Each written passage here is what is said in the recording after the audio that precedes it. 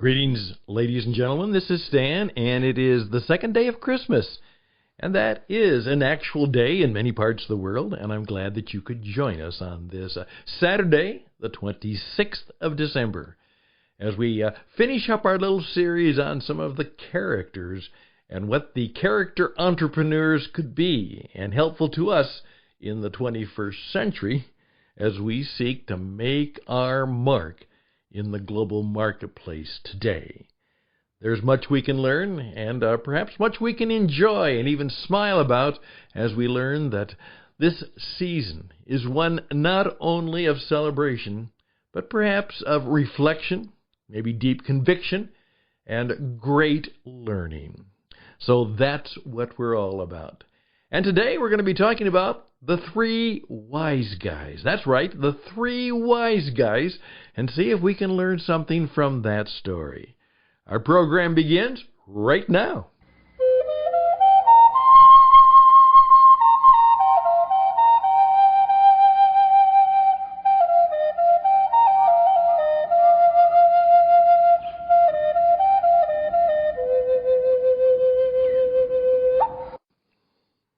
Well, of course, I got the title wrong. We call them the three wise men. Well, the problem is there may not have been three of them, and they certainly aren't wise guys. There certainly is a difference, and what I'd like to do is just point out some things that might be helpful to me as I go forward in 2021, some things I've learned before. But as one of my mentors said, we may not need educating all the time, but we always need reminding all the time. So perhaps we can do just that. A number of years ago, and I was doing international radio, broadcasting around the world, one of the guest programs that we had from time to time was called Radio Today. Well done. Broadcast around the world, a gentleman named Joel Niederhood was the pastor, preacher, commentator, but he was a true radio professional, did a great job. And I remember that program called The Three Wise Guys. Well, of course, that caught me because, of course, the term wise guys is a pejorative. Those aren't people we want to pay attention to. Not the wise guys, and they weren't wise guys. But unfortunately, there are a lot of wise guys, wise gals, and there's more than three of them, and there's something that we can learn from not being one of them, and perhaps something we can learn from following and taking some guidance from the wise men and women who are all around. Well, we've gone through, first of all, would you like to be touched by an angel? And then we talked about Mary, the Nike entrepreneur. Then we talked about John the Baptizer entrepreneur and how he was an introducer, a launcher, and a promoter. Yep. And then we talked about the shepherds, the cowboys, those people who, in effect, stood up, looked up, and went all about. And they are, in effect, the people that got the first good news. And in between that, we had a wonderful story about perhaps the innkeeper entrepreneur. And someone we have no idea anything about him or her, but they showed that, we may not be able to fix things, but we can make them work. And most importantly, he showed that powerful gift of hospitality, which every business needs to take advantage of. So those were our people. So we kind of mixed them up and shook them around. But I'd encourage you to go back and listen. It's about 12 to 20 minutes, each of those presentations. And in each one of those, I believe you can learn something for being an entrepreneur, a creator entrepreneur in the midst of this COVID crisis and the year 2021, which is before us. And now we're finally at the wise men. Now, I was going to talk about this yesterday, but my wife said, no work, no radio on Christmas Day. And I said, oh, that's okay. That's probably a good idea. And by the way, in many parts of the world, this is still a holiday. In many parts of Great Britain and the old British Commonwealth, it was called Boxing Day, in which you would box up gifts and give them to the people who had served you, who had taken care of you. I remember we would wait out when we were in that kind of an environment, and when the people who had took out the trash and things of that nature, people had served you, you had a little gift for them, a little compliment, a little Christmas bonus tip for them. And that still continues on. And it was a day off work in many parts, and this would be a day where there would be a little calmer celebration of Christmas. Oftentimes people would go to a concert at their church or in their community. They might go out to eat and have a special dinner at a restaurant, whereas, of course, much of their eating and celebrating the real Christmas day was done at home. And so it truly is, we're still on Christmas Day. Now, the wise men. It's a story, and I would encourage you, if just nothing more than out of curiosity, to do some real research on them. In fact, when I heard Pastor Niederhood talk about the wise guys, and that was many years ago, I kind of took a little study of them, and there is an incredible history and speculation and mystery about these wise men, and we don't know. Maybe there were some women that went along. Here's what I can tell you very briefly. Where they came from. Well, it says wise men from the east. Probably from Iran, or at that time Persia, or Babylon, that place of captivity for the Jews many years before. Tough place. They were from the east, and it seems that they had come because they had seen a star in the east. And of course, we think of that Christmas star, perhaps the one that shined brightly with the angels over Bethlehem that night. And it didn't happen, at least according to the scripture that we read, that wonderful scene of the shepherds on one side and Mary and Joseph and the baby on the middle, and then, of course, the wise men, these we three kings of Orient are, on the other side. It seems that they didn't go to a stable. The scripture says they went to a house. And they didn't see a baby, they saw a child. Well, of course, there's a little distinction there. And maybe they came somewhat later. It would appear that they were people of great reputation and perhaps of great wealth. The presents they bought and brought were expensive. In fact, they were the things that you would normally bring to a king. And hey, if they were coming all that distance, it wasn't just 3 of them and 3 of their camels. That means it was probably a caravan. They brought along perhaps a small army of assistants and colleagues and servants and maybe slaves. So it was not probably just 3 people on 3 camels who stopped by for the day. And they were exceedingly glad that they had gotten there. They had found what they believed would be the King of the Jews. And by the way, some of the literature that would have given them that idea can be found in other traditions, and particularly in the belief that from Daniel in the lion's den, that while he was in that captivity in Babylon before he had all of the great power and then survived the lion's den ordeal, had actually done a good deal of leadership and perhaps writing and thinking and speaking in that era, and that had been collected. And many of the things that Daniel perhaps had written or spoken were still in the tradition. So all of that put together. As I said, I'm just in a few minutes summarizing all the things you might learn about these wise men and women who made their way, perhaps a bit later, to the Christ child, and they were bringing gifts. And then things got messy soon, and they got real bad soon.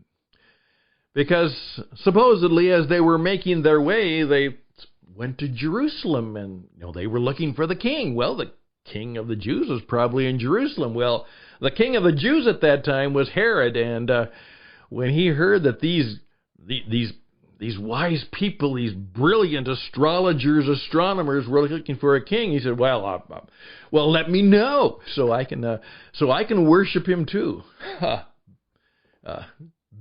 Fat chance of that. Herod was scared to death for his own power and his own throne, and tell me where this child that's born king of the Jews is so I can worship him too. So I can kill him before he even has a chance to grow up and take my power. So the politics got involved, and it was bad, and they did make their way to Bethlehem. It seems that perhaps Joseph and Mary were still there, and they gave their expensive and their wonderful gifts and celebrated that their mission had been accomplished, but warned that they shouldn't tell Herod. They didn't go back. They went another way. They, thank goodness, went another way. But they may have had their regrets, because what happened is they had tipped off Herod, and when he realized that these people had not reported back, he said, okay, well, they said it was a baby boy in Bethlehem. And in that terrible scene, can you just imagine it? Herod sent his soldiers and supposedly massacred all of the baby boys under the age of 2. Oh, my golly. Can you imagine? Can you imagine soldiers killing little babies, children? And if the word got back to the truly wise and good men that their worship and their telling of Herod had caused the deep death of many children, how did they ever get over that? How did they ever live with that difficulty? Mary and Joseph knew and got word through another God thing, revelation, dream, speaking, and the time has come to split, and they split, and they fled to Egypt. Many years ago, I actually did a program, particularly during a refugee crisis in Africa as a result of the famine that was taking place. The program that I did for my own work and for Radio Netherlands was Jesus was a refugee in Africa, and I compared the plight of the African refugees to the fact that, not only did he become one of us, he joined us in our difficulties. And Mary and Joseph spent a significant amount of time until Herod was dead in Egypt. And then they returned to their hometown of Nazareth. All of that happened. Yeah, it was messy. It was nasty. I think there's something we can learn. And I'd like to share that with you based on some of the experiences that I have had, that in my many years of performance coaching and helping people in leadership who've gone through great difficulty, there's something we can learn about wisdom. Just give me a few minutes, and I'll be back with that.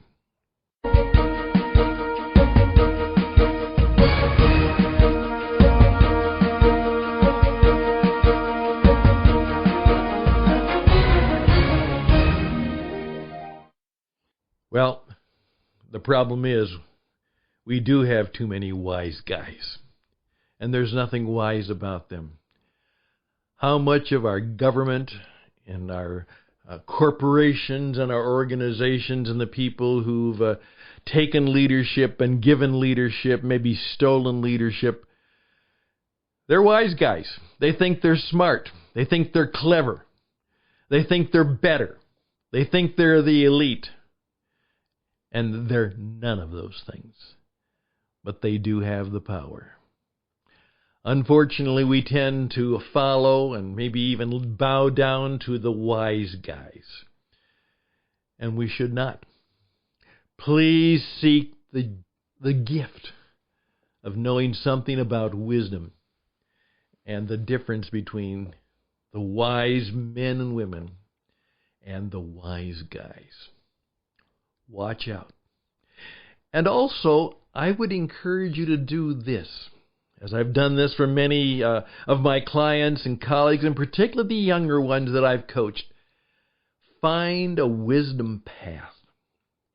Don't just learn about your business, and don't just try to get the MBA that'll make you,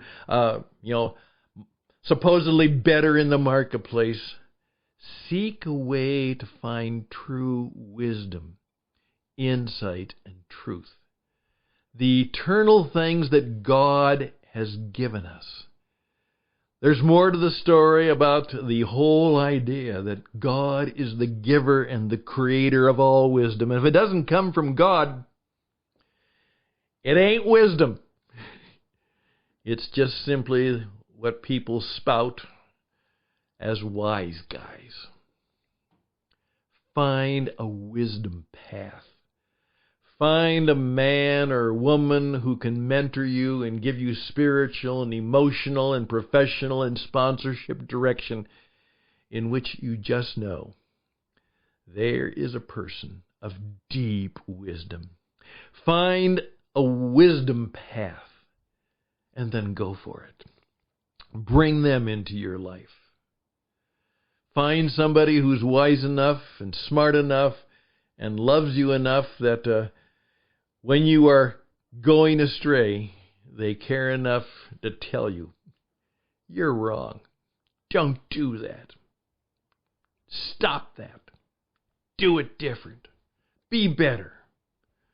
Be a man. Be a woman. Grow up. Be strong. We need people like that in our life. And then also realize that oftentimes our wisdom will come from our wounds. All of us are going to be wounded. We're going to be betrayed. We're going to find difficulties. We will have troubles. I can speak for myself. I've been wounded, badly wounded, in many cases, and then sometimes by people who I thought were my friends. And so I've been wounded, but so what? So what? So has everybody else in some way. Some more than others. Some have been graced and have had good fortune and have not suffered the deep wounds that many of us have. And I certainly haven't suffered deep ones compared to what I know of other people. But often it is in our woundedness that we find real wisdom. So look to the things that have wounded you and see if there's some wisdom there that you can use and that you can share. I'm Stan Houston. The program is Ideas, Influence, Impact, and True Income, the Creator Entrepreneur Podcast. Thank you for your time. Give me a final word, and we'll be back.